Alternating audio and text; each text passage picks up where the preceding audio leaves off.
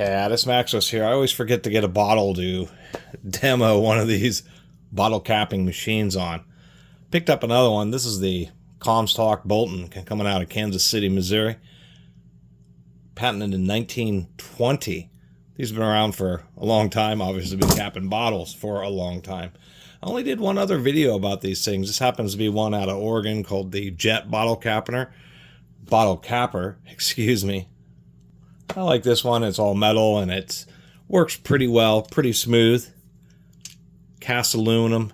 Does use hollow roll pins, so it's a decent one, but I'll have to say it's not the same as this Comstock Bolton. This Comstock Bolton is all plate steel construction, pretty heavy duty. My understanding is this little pin here is just to help stabilize the bottle cap. What happens is you put this over the top of the bottle. These two legs are specifically sized for the neck of the bottle and actually draw the bottle up into the cap, and then the outside of the cap is swaged by this cup. One of the reasons this is so much better is, of course, if you're doing quite a few bottles, the aluminum one, because the bottle caps are steel, even though they're only mild steel, still start to wear out this cup where it's all steel here. And it has the construction to show it. Those are all solid rivets, solid drive rivets there. And even though this one's a little bit rusty, it's not a big deal at all, because of course when you're capping bottles, none of the part of the machine touches any portion that's sealing, because the sealing area is inside the bottle cap and of course the top of the bottle.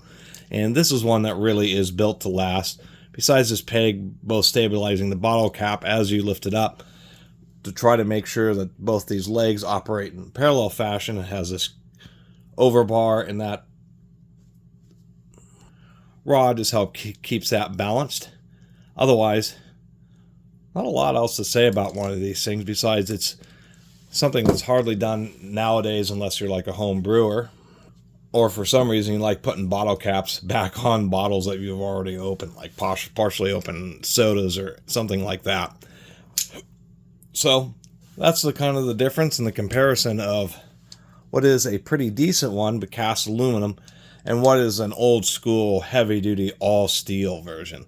And of course, I believe there are knockoffs of this still made to this day, but obviously they're expensive because there's just a lot of work. There's a lot of bent steel in here for the feet, these stamped steel portions, the handles, side plates, upper bar. We have both of these cups that have to be swaged, and actually there's a guide bushing in there too. And so that's why there's this Oregon company came out with this one. Was both, weight but cost effectiveness versus a given amount of performance and quality. And so this does perform well, but this is one of those old school ones where you just never have to worry about it. One of the other nice things is if we measure from the pivot points here, we can see that the arms are longer. You get more leverage to do the same operation, so it makes it a bit easier. And instead of having these kind of narrow arms, this called Comstock has these really wide handles you can get your thumbs into, or you can just get, a nice wide area on your hand. Really, actually is a pleasure to use, and is one of those kind of kitchen, home canning utensils or tools that has kind of fallen by the wayside. I knew I had two metal ones and I couldn't find it. I ended up finding this one. Then later on, just this evening, I found my old Comstock. So since I never made a video about it, I figured I'd do that now. I've seen some of the newer ones. They still, make these sold at, home goods stores.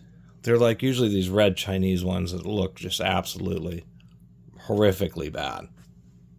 So if you're somebody who does do any type of bottling, do yourself a favor, go on eBay or something and get yourself a decent one. And these Comstocks are among some of the best made that I've ever seen.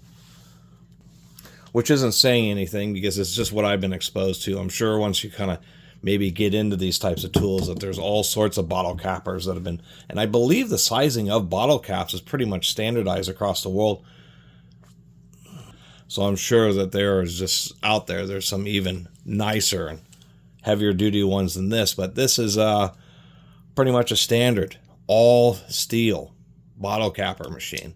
And you can feel it. This thing weighs like 3 or 4 pounds.